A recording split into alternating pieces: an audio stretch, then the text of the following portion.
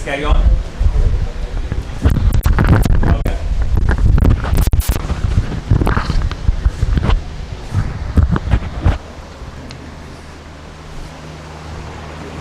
Title number क्या आएगा? 3.2 है ना। टाइटल क्या था? Graphical calculation of instantaneous speed.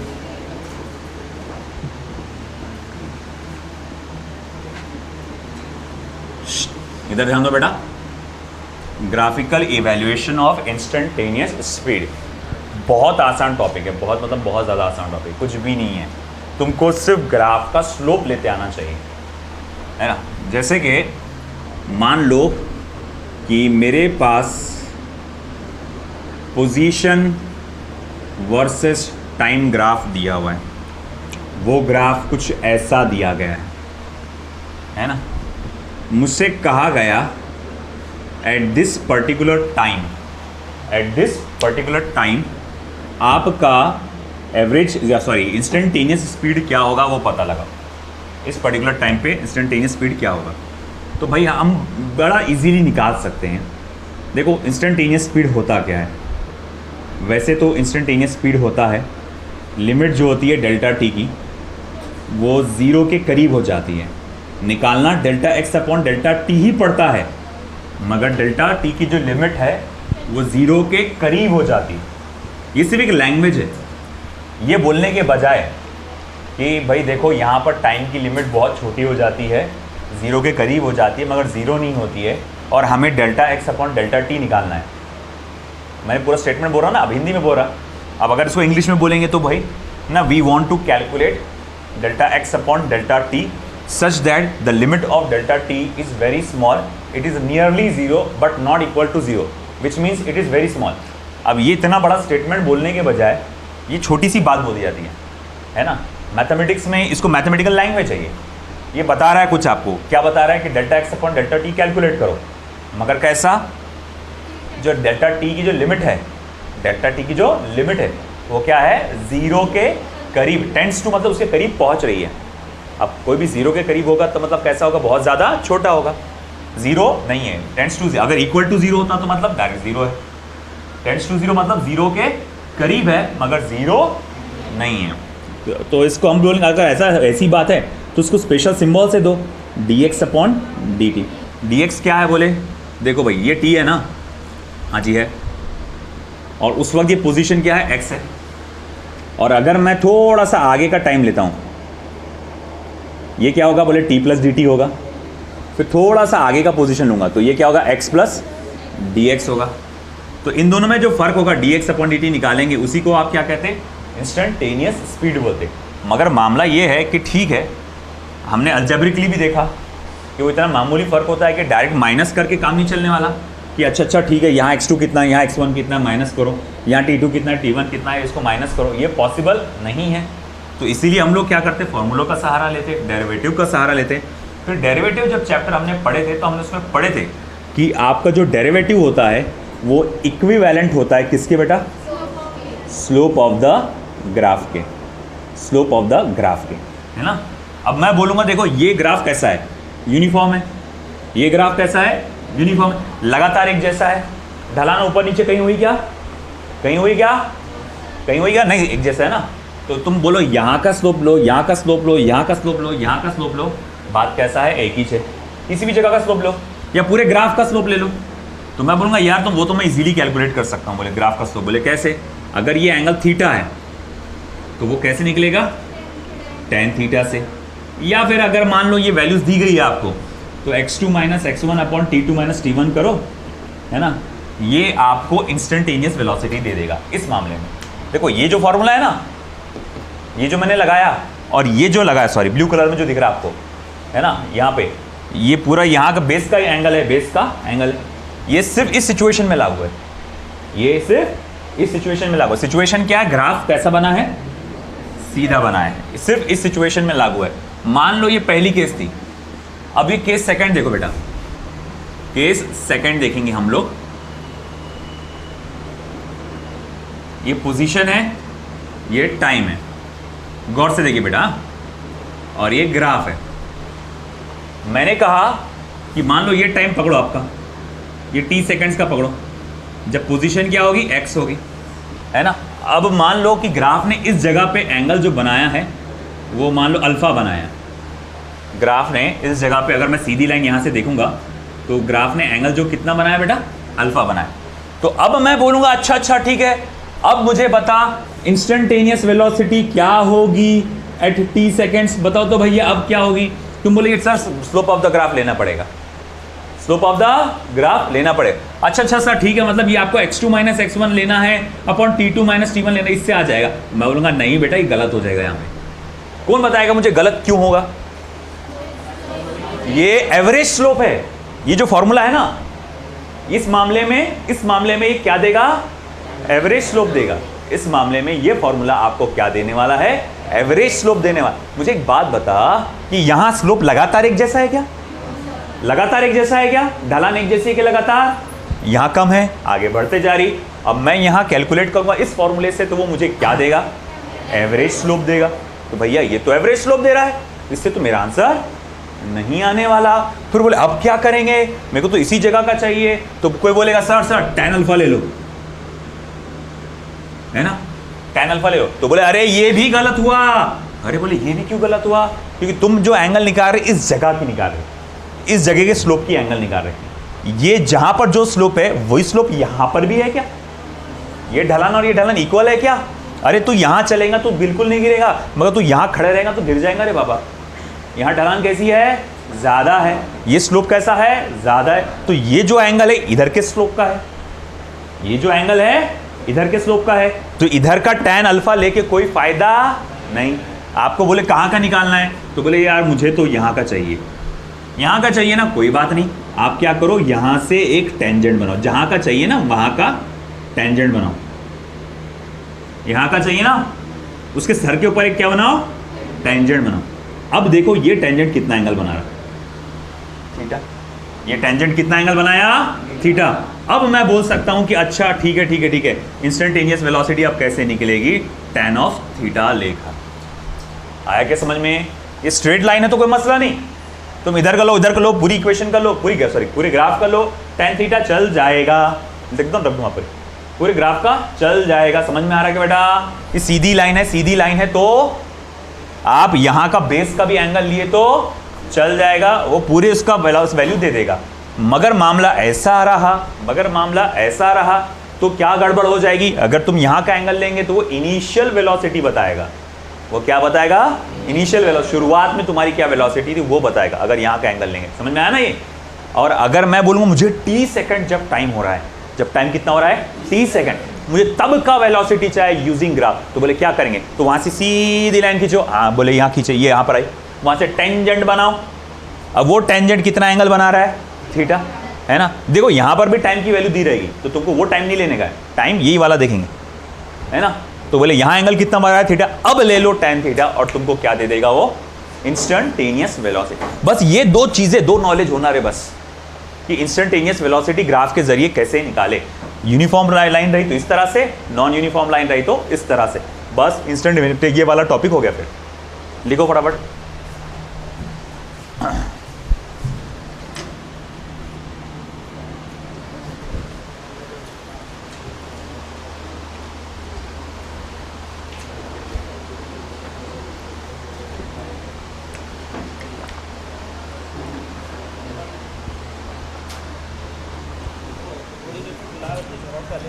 अच्छा अभी नहीं है क्या,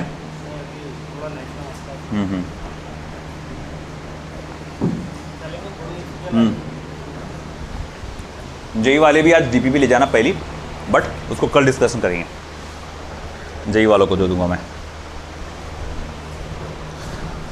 चलिए आप लिखिए जब तक मैं अगला क्वेश्चन तैयार करता हूं। यहां पे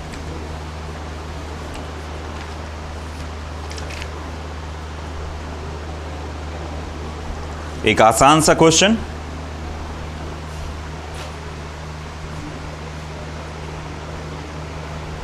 मैं जानता हूं इजीली आप कर लेंगे इसको। The displacement time graph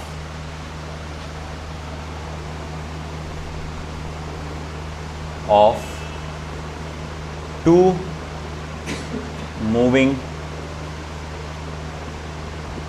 particles make angles of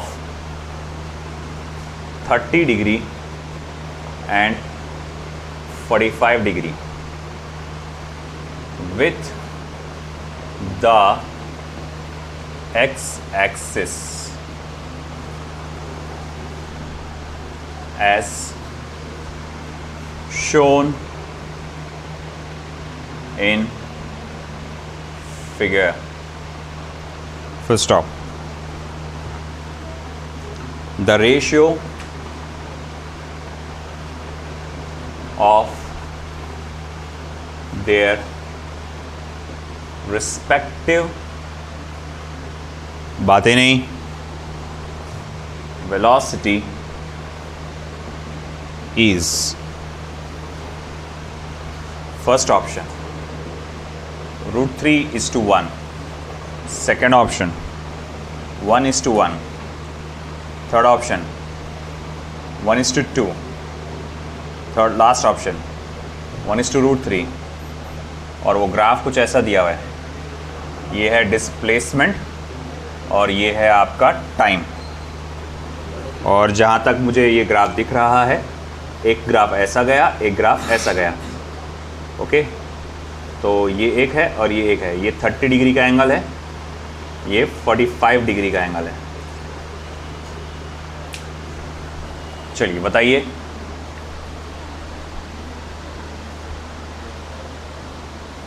पढ़ो क्वेश्चन को।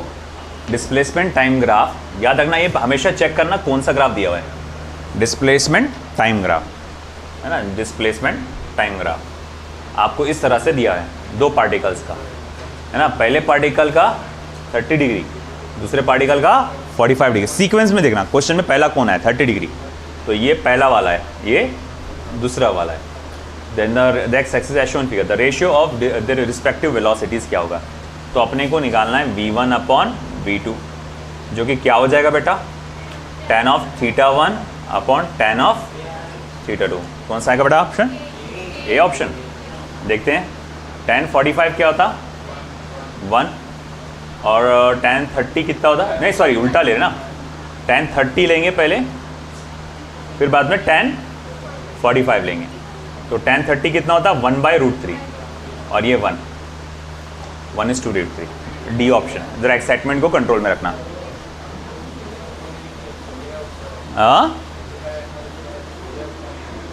ऐसा नहीं, ऊपर नीचे नहीं।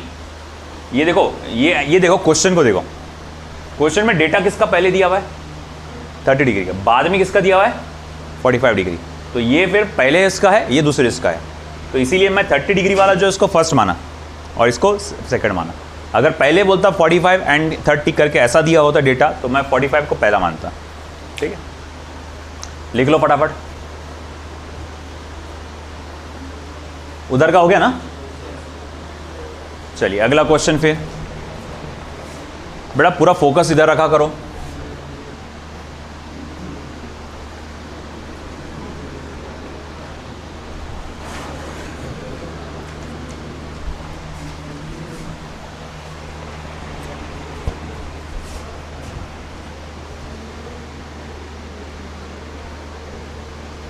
The position time graph of a particle in non-uniform motion is as shown below। ठीक है, तो ग्राफ कुछ इस तरह से दिया हुआ है, position versus time graph.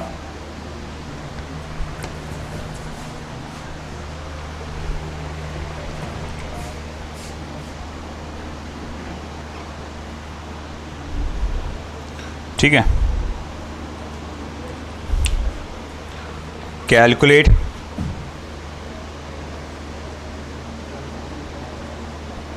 The ratio of velocities at t equals to 3 seconds and t equals to 5 seconds. रुक जाओ, सबसे पहले 1 2 3 4 5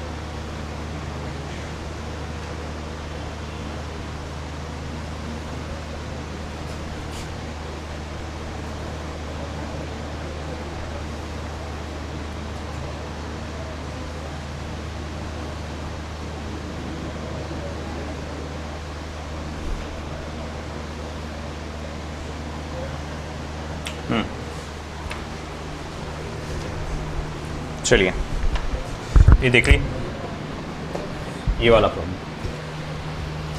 the position time graph of a particle in non uniform motion is as shown below. Calculate the ratio of velocities at t equals to 3 second and t equals to 5 second. मतलब ये first timing है, ये second timing है. चलिए, तो अगर मैं आपसे सॉल्यूशन में पूछूं तो भैया v1 क्या रहेगा, तो बोले v1 at t equals to 3 seconds बोलते हैं. चलो, at t equals to 3 seconds v1 क्या रहेगा, तो आप कहेंगे tan ऑफ θ1. जब टाइम 3 सेकेंड हो रहा था, जब टाइम 3 सेकेंड, कितना सेकेंड, 3 सेकेंड हो रहा था, तो उस वक्त वेलोसिटी क्या थी, कैसे निकालेंगे. तो बोले ये टाइम 3 सेकेंड है, सीधी लाइन ऊपर खींचो. बोले यहाँ पर आई, वहाँ से टेंजेंट, ये दिख रहा टेंजेंट जाता हुआ, उस टेंजेंट ने कितना एंगल बनाया, 30 डिग्री. तो भैया कितना आ जाएगा, tan ऑफ 30 डिग्री. आया ना, बोलो समझ में आया. ये 3 सेकंड का था, सीधा ऊपर देखा, वहाँ से टेंजेंट देखा, कितना एंगल बनाया देखा, और मैंने कहा ये क्या आ गया, वेलोसिटी. समझा इब्राहिम. अब उसके बाद अगला टाइम क्या बोला हुआ है, at t equals to 5 second. ये रहा 5 सेकेंड. वहाँ से सीधा ऊपर देखो, वहाँ से टेंजेंट देखो, ये डायरेक्ट टेंजेंट है ना, ये जा रहा टेंजेंट. उस टेंजेंट ने कितना एंगल बनाया, 60 डिग्री. तो मैं बोलूँगा v2 is equals to tan of 60 degree, है ना, tan ऑफ 60 डिग्री. तो फिर मैं बोलूँगा देखो v1 अपॉन v2 कितना हो जाएगा, tan of 30 degree upon tan of 60 degree. tan 30 कितना होता है बेटा, 1/√3. tan 60 कितना होता है, जस्ट √3. ये √3 इधर जाएगा, मल्टीप्लाई होगा, क्या आंसर आएगा, 1/3. ये रहेगा आंसर, 1:3. आया समझ में, है ना. बस करना क्या है, जिस टाइम का बोला है. कई लोग क्या कर सकते थे, गड़बड़ मालूम क्या, तुमने बोले टाइम t को, अच्छा 3 सेकंड पे दिख रहा है एंगल 60 डिग्री. बेटा 3 सेकंड का एंगल नहीं है ये एंगल 5 सेकंड का है. आप देख रहे 5 सेकंड के ऊपर, 5 सेकंड के ऊपर, वहाँ से निकाले टेंजेंट, और उस टेंजेंट ने कितना एंगल बनाया, 60 डिग्री. तो वो हो गया इसके 5 सेकंड का वेलोसिटी. समझा ना. फिर उसके बाद 3 सेकंड से ऊपर, वहाँ से निकाले टेंजेंट, और उस टेंजेंट ने बनाया एंगल 30 डिग्री. तो वो हुआ velocity at t equals to 3 second. आइए बात समझ में, ये याद रखना. ये नॉन यूनिफॉर्म मोशन के लिए. बेटा कुछ कंफ्यूजन हुआ, बोलो बोलो. ये क्वेश्चन में दिया हुआ रहेगा. हाँ, आपने वो दिया, ऐसा थोड़ी कि अपन पहचानेंगे उसको इजीली. क्वेश्चन में वो एंगल बना के दिया होगा, और ये क्या होगा, तुमको भटकाने के लिए ना कई सारे एंगल देगा. अलग अलग टाइमिंग के अलग अलग देगा कि तुम बराबर चेक कर पा दिया तो 2 तो समझ में आ गया इजीली। एक साथ 3-4 एंगल दे देगा, है ना, 4 सेकंड का भी एंगल देगा, हर चीज़ का देगा। कई सारी लाइन ऐसी होंगी जो 5 पे आके एंगल बना रही, जैसे 3 पे बनाया ना, इसने एंगल कहाँ बनाया, 3 पर, है कहाँ का, 5 पर। ऐसा हो सकता कई बार कि कई 5 का जो है किसी और सेकंड का टेंजेंट तुम्हारा 5 पे आगे बन रहा और तुम सोचेंगे अच्छा ये एंगल होगा 5 सेकंड का। नहीं नहीं नहीं नहीं, ये एंगल नहीं, ये एंगल 60 डिग्री 3 सेकंड का था क्या, नहीं, ये एंगल किसका था, 5 सेकंड का था। तो ये पहचानना आपका बस वही है, ठीक है ना, लिख लो। फिर अगला क्वेश्चन,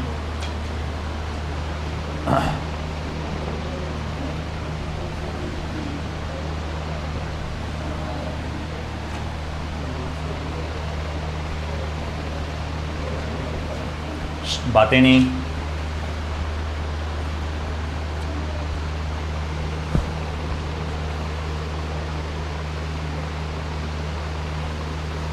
पहला क्वेश्चन नीट का था, ये जो आने वाला क्वेश्चन है ये भी नीट का ही है। अब particle shows distance time curve as shown in figure, full stop. The maximum instantaneous velocity of the particle around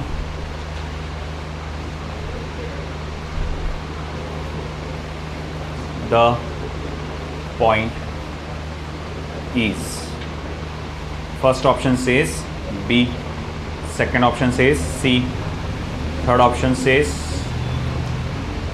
D and the last option says A।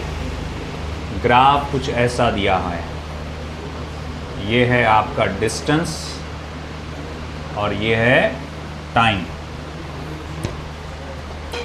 और ग्राफ जो बनाया गया है कुछ ऐसा बनाया गया है।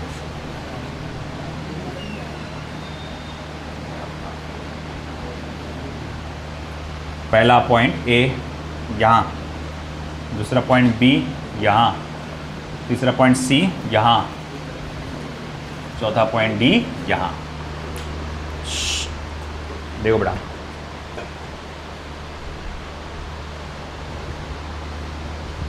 अब बताओ कि यहाँ पर इसने बोला एक पार्टिकल का डिस्टेंस और वर्सेस टाइम ग्राफ इस तरह से दिया हुआ है। आपको सबसे ज़्यादा इंस्टेंटेनियस वेलोसिटी कहाँ है, किस पॉइंट पर है, वो पता लगाना है ना। बहुत बहुत बहुत सिंपल, इसके लिए कोई कैलकुलेशन नहीं करना पड़ता, इंसान देख कर ही बता सकता उसको।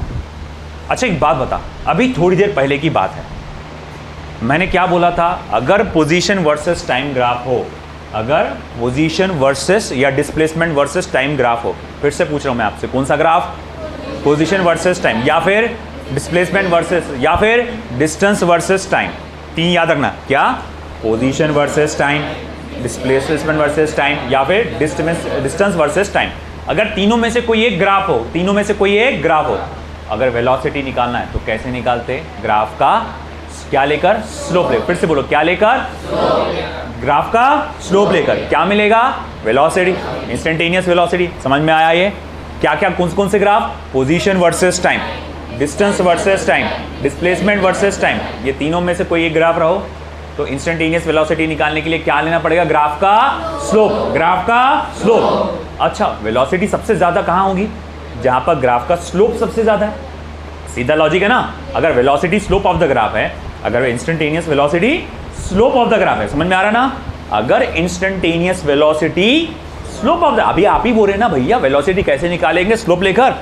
तो अगर velocity slope of the graph है तो सबसे ज्यादा वेलोसिटी वहां होगी जहां सबसे ज्यादा स्लोप होगा। अब इस ग्राफ को गौर से देखो और आप मुझे बताओ कि सबसे ज्यादा स्लोप कहां है। हाँ हाँ बोलो बोलो बोलो, सी पॉइंट पे ना, अरे लॉजिक है, यहाँ पर नहीं है, यहाँ पर भी कुछ नहीं के बराबर स्लोप है, यहाँ थोड़ा सा स्लोप है और यहाँ तो बहुत ज़्यादा स्लोप है ना। ये थोड़ा बेंड पर आता है, ये भी थोड़ा एक्चुअल मुझे अच्छे से बनाना चाहिए, ये इधर बेंड पर आता पॉइंट बी, है ना। तो बोलेंगे भैया यहाँ पर सी पर सबसे ज़्यादा स्लोप है, तो इसीलिए करेक्ट आंसर क्या होगा बेटा, सी आंसर रहेगा आपका करेक्ट। तो मैं यहाँ इसको ऐसा लिखूंगा, सिंस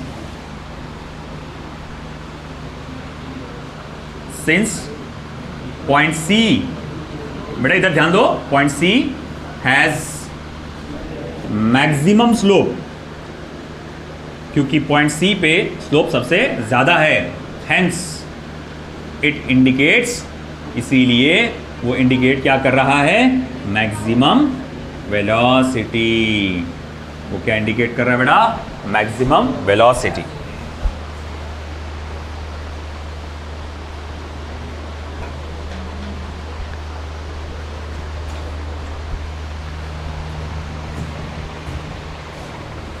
चलो इधर का हो गया ना।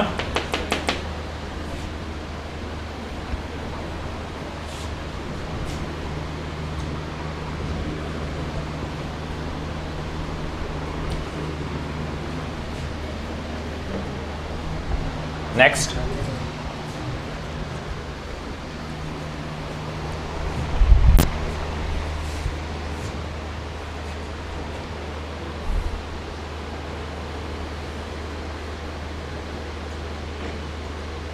अगला क्वेश्चन थोड़ा JEE oriented. Figure shows the position, time graph of an object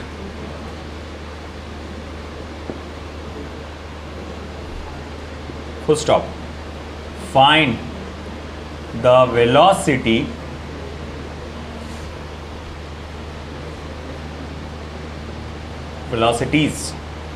at 5th second and 27th second. 5th second and 27th second. First option says find the ratio of velocities. Find the ratio of velocities at 5th second and 27th second. So first option says 1/2. Second option says -1/2. Third option says 1. And last option says -1.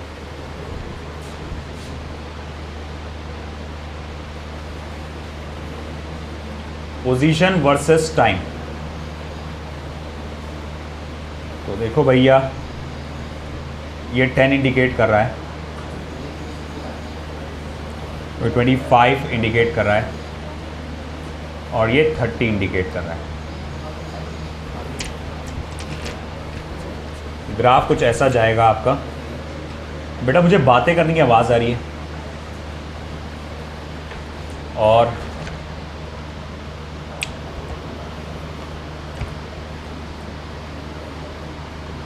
ये भी 10 है।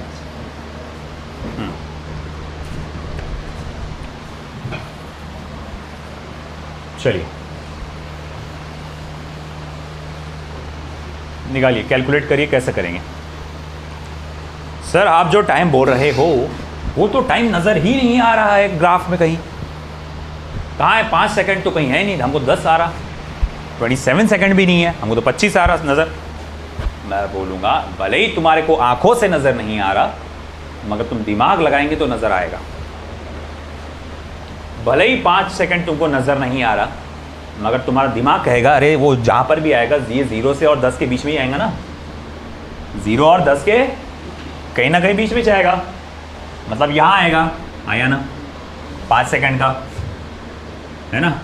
और अगर मुझे पता लगाना है कि 5 सेकंड पे वेलोसिटी क्या होगी, तो इस पॉइंट का स्लोप निकालना पड़ेगा। अच्छा ये जो यहाँ से लेकर यहाँ तक का हिस्सा देखो, सिर्फ इतना हिस्सा, यहाँ पर जो स्लोप है वो यूनिफॉर्म है या फिर नॉन यूनिफॉर्म है? यूनिफॉर्म है। स्लोप लगातार एक जैसा है, बदल रहा क्या?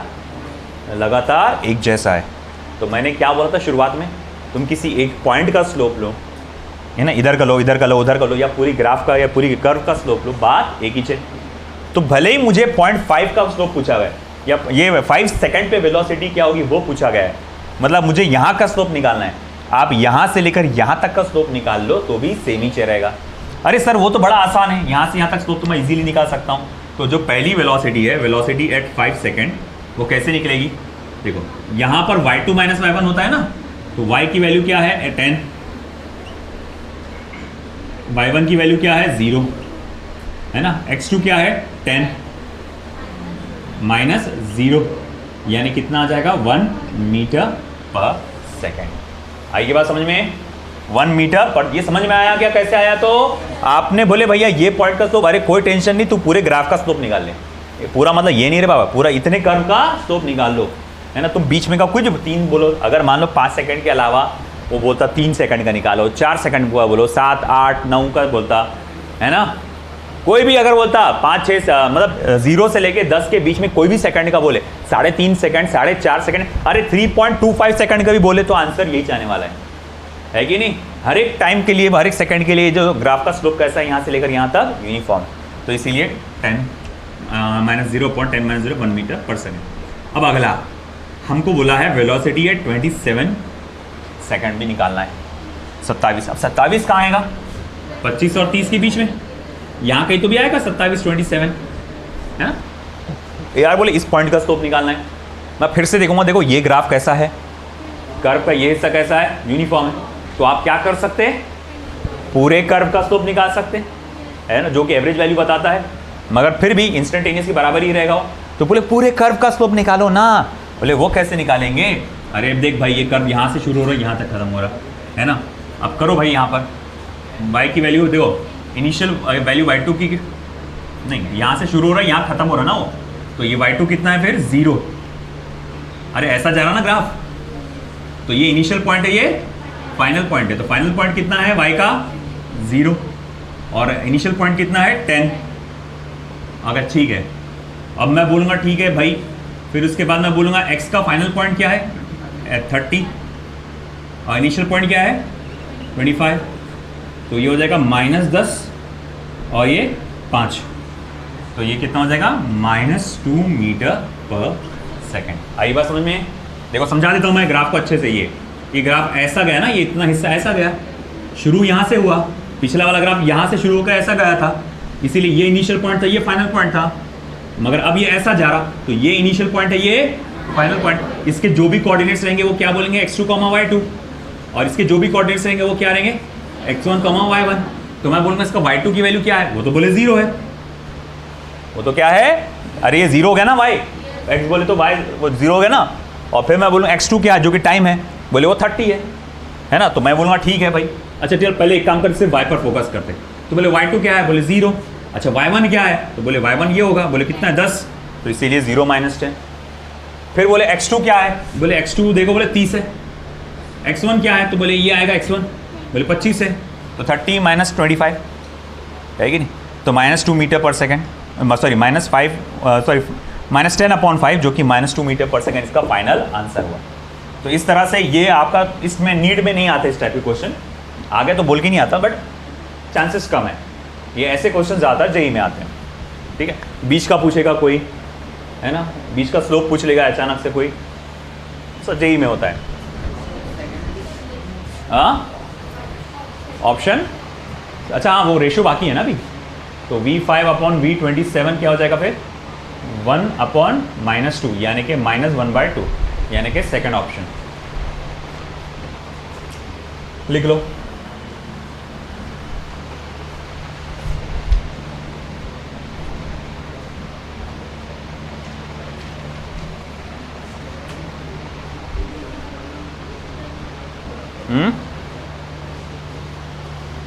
किसी कुछ समझ में नहीं आएगा पूछ सकता है बेटा, बिल्कुल बेझिझक पूछो, कहीं अटक रहे होंगे बेझिझक पूछो, है ना। देखो ये 25 से लेकर 30 का बीच में कोई भी नंबर पकड़ो, 26, 26.5, है ना, बेटा क्या हुआ 27.25, 28.105, कुछ भी बोलो सबका आंसर सेम आएगा, -2 मीटर पर सेकेंड। ये इसका यहाँ से लेकर यहाँ तक, क्योंकि स्लोप लगातार एक जैसा है ना, यहाँ से लेकर यहाँ तक ढलान कैसी है, एक जैसी है, और यहाँ से तक टाइमिंग क्या है 25 से 30, तो 25 से 30 के बीच में जितने भी टाइम है सबके लिए आंसर कैसा है, सेम है। क्योंकि इसका स्लोप कैसा है, यूनिफॉर्म है। हाँ, ये ग्राफ अगर ऐसा होता, अगर ये ग्राफ ऐसा तो फिर सबके आंसर अलग अलग आते थे। ये ग्राफ सीधा आ रहा ना, इसी वजह से सबका आंसर कैसा है, सेम है।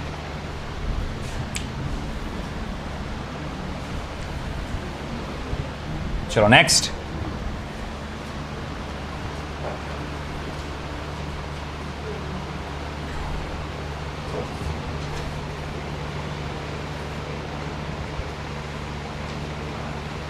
देखते हैं, ये पता लगा सकते हैं कि आप द डिस्प्लेसमेंट, बातें नहीं करेंगे कोई भी, of a particle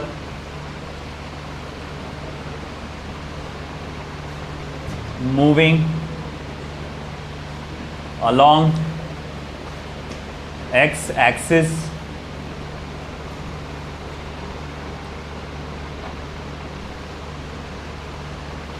versus time is given in the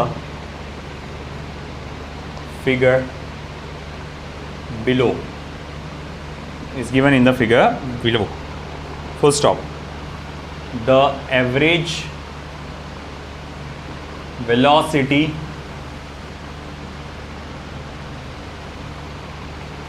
of the particle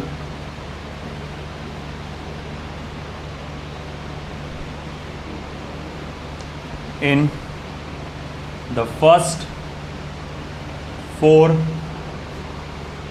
seconds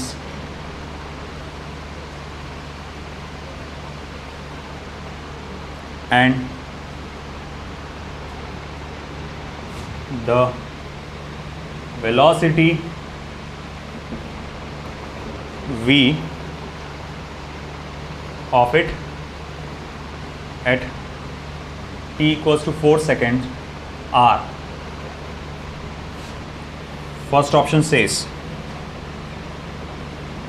-1 meter per second, comma -1 meter per second,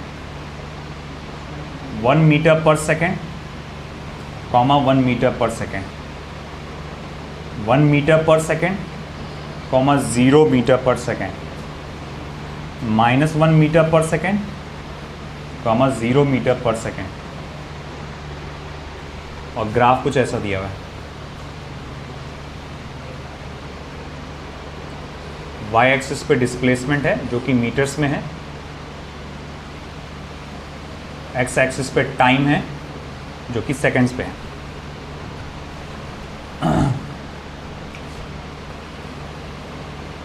ये ग्राफ कुछ ऐसा गया फिर।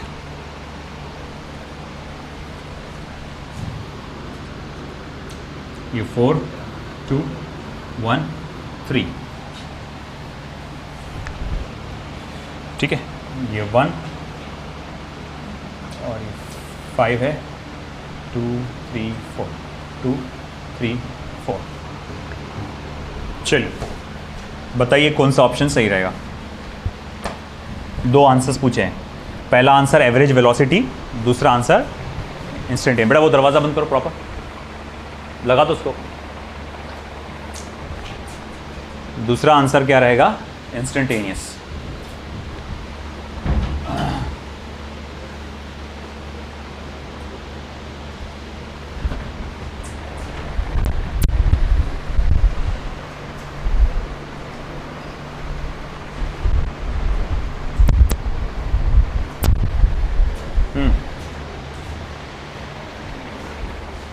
सोचिए,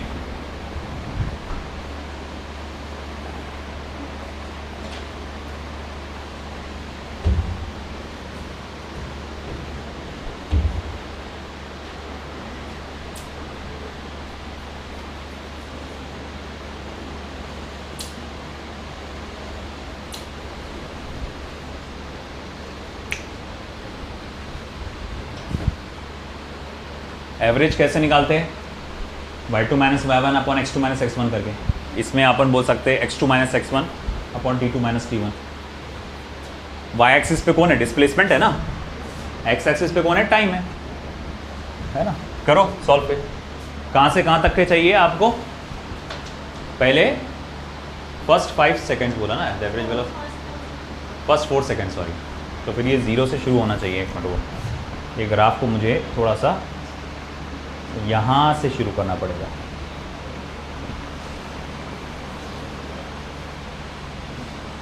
क्योंकि वो, हाँ ऐसा, अब सही है। अब बोलो।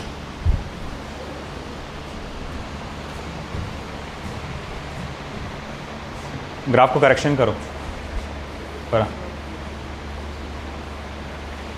वहाँ से चिपका के ले 5 से, हाँ नीचे बना ले। बोलो।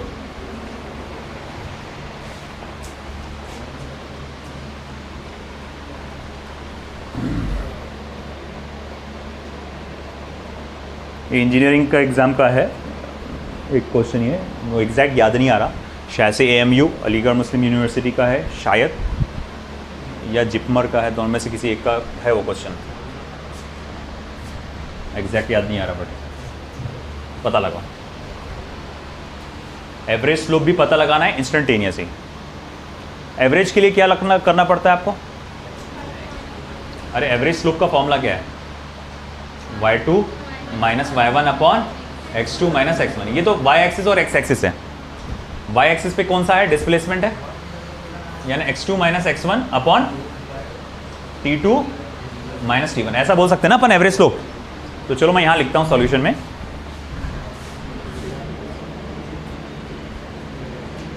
Average slope is x2 minus x1 upon t2 minus t1। सही है ना? ग्राफ की शुरुआत कहां से हो रही? देखो बेटा, टाइम ये है ना 0, टाइम 0 ये है। देखो गौर से, इधर यहां से जा रहा है और यहां जा रहा है ना, ऐसा। जब टाइम 0 था तो ग्राफ कहां था? 5 पे। जब टाइम 4 सेकंड हो गया तब ये y एक्सिस की वैल्यू यानी डिस्प्लेसमेंट एक्सिस की वैल्यू क्या है? 1। तो शुरू में डिस्प्लेसमेंट कितना था? स्टार्टिंग में डिस्प्लेसमेंट कितना था? बोलो बोलो बिंदास बोलो। ग्राफ ऐसा जा रहा ना, तो स्टार्टिंग में डिस्प्लेसमेंट, स्टार्टिंग में, बाद में डिस्प्लेसमेंट ना। तो मैं बोलूँगा ठीक है भाई, स्टार्टिंग में डिस्प्लेसमेंट था 5 है ना, बाद में क्या था? 1। मतलब ग्राफ तो अच्छा फाइनल माइनस इनिशियल करना पड़ता ना, सॉरी मैं उल्टा कर रहा। तो 1 माइनस 5 है ना, final minus initial, final minus initial. देखो गौर से, यहां से ऐसा जा रहा ना ग्राफ, तो ये जो है ये क्या है? x1 है, ये क्या है? x2 हुआ ना ये, ठीक है, क्योंकि सिर्फ 4 सेकंड तक के पूछा ना उसने मेरे को। तो बोले ठीक है 1 माइनस 5, क्योंकि x2 माइनस x1 करना पड़ता ना, 1 माइनस 5। अच्छा टाइम कितना हुआ फिर? देखो टाइम, देखो यहाँ कितना हो, यहाँ शुरू में कितना था? 0, यहाँ पहुँचे तो कितना हो गया? 4। तो ये हो जाएगा 4 माइनस 0, क्योंकि ये जो टाइम है ये t2 है, ये जो टाइम है ये क्या है? t1 है। तो 1 माइनस 5 माइनस 4 अपॉन 4 कितना हो जाएगा बेटा? -1 मीटर पर सेकेंड। तो ये तुम्हारा पहला सा जवाब, -1 मीटर पर सेकेंड। मगर ऐसे तो 2 जगह है, इसमें से कौन सा वाला करेक्ट है? ये वाला। अगला सवाल क्या है उस पर पहले फोकस करो, क्वेश्चन पढ़ो। अगला सवाल क्या है उस पर?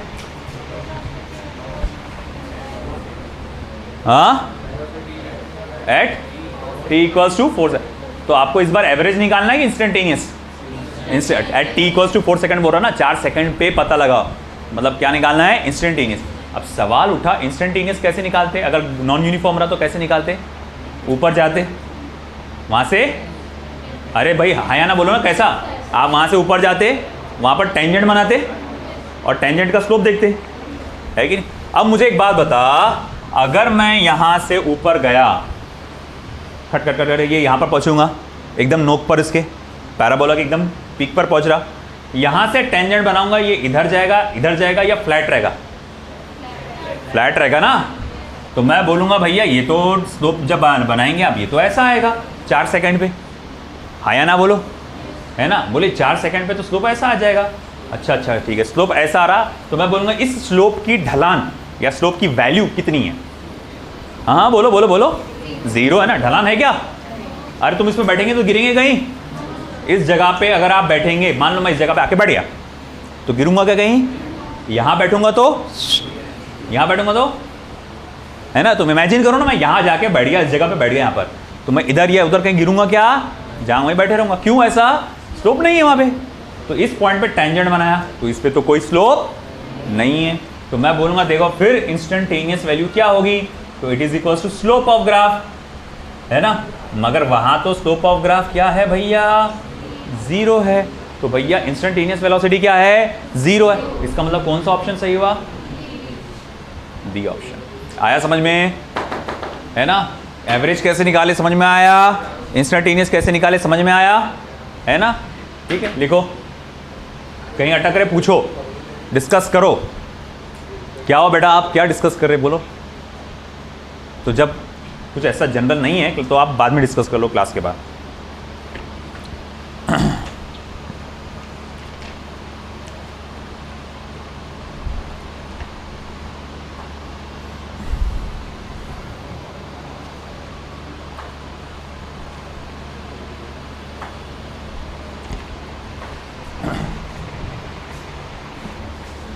एक बहुत इजी वाला क्वेश्चन दे रहा हूं मैं आपको।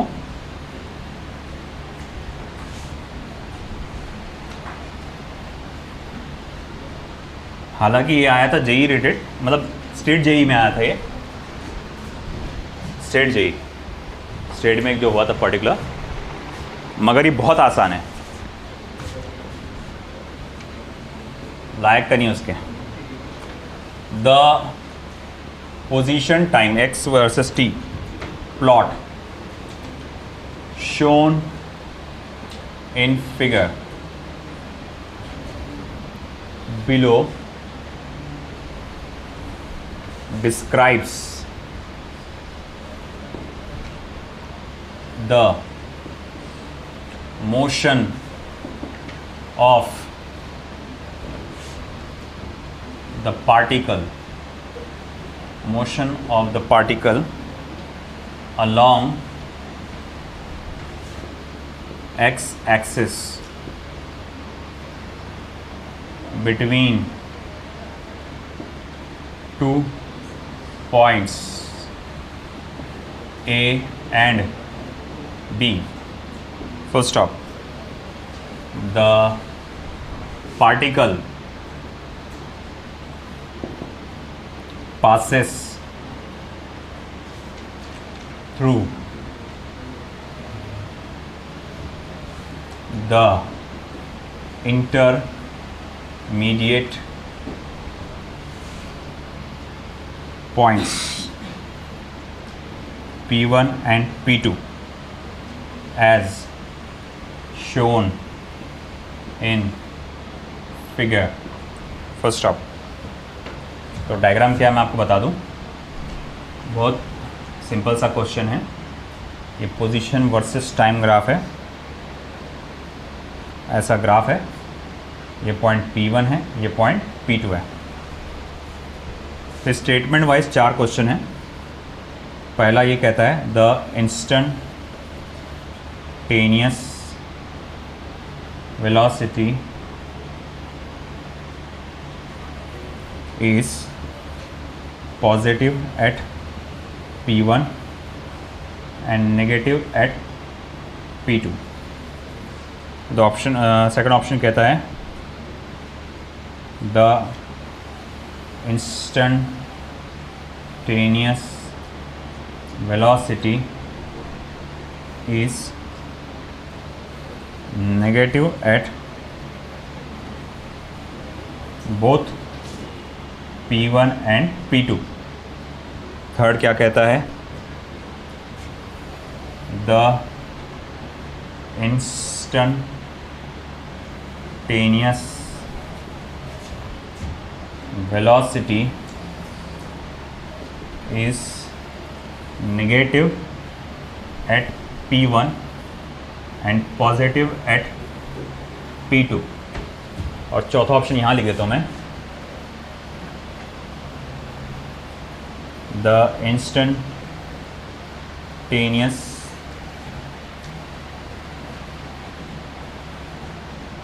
velocity is always positive, is always positive. चलिए बेटा करिए सॉल्व।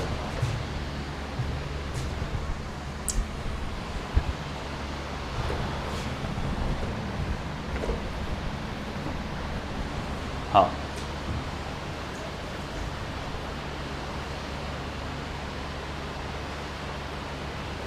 बहुत आसान क्वेश्चन, पूरा थ्योरेटिकल पूछा। कौन सा ऑप्शन? बिल्कुल सही। Instantaneous velocity at point P1। जैसे आप पॉइंट P1 पे मैं इंस्टेंटेनियस वेलोसिटी देखूंगा, उसके लिए मैं स्लोप देखूंगा। स्लोप ऑफ द ग्राफ कैसा है? इस तरह से ऊपर जाता हुआ। अब ऊपर जाता हुआ ग्राफ हमेशा कैसा रहता है? पॉजिटिव। और पॉइंट P2 पे नीचे जाता हुआ, जो कि क्या होता है? नेगेटिव। तो ऐसा कौन सा ऑप्शन कह रहा? पहला, the instantaneous velocity is positive at P1 and negative at P2। That's it, है ना। तो ये था आज सारे क्वेश्चंस जो हमने ग्राफिकल क्वेश्चंस देखे इंस्टेंटेनियस स्पीड से या वेलोसिटी से रिलेटेड, है ना। जाके घर पे अच्छे से उसको रिवाइज करो। अमजद लाए उनके डीपीपी लेके आओ जल्दी से।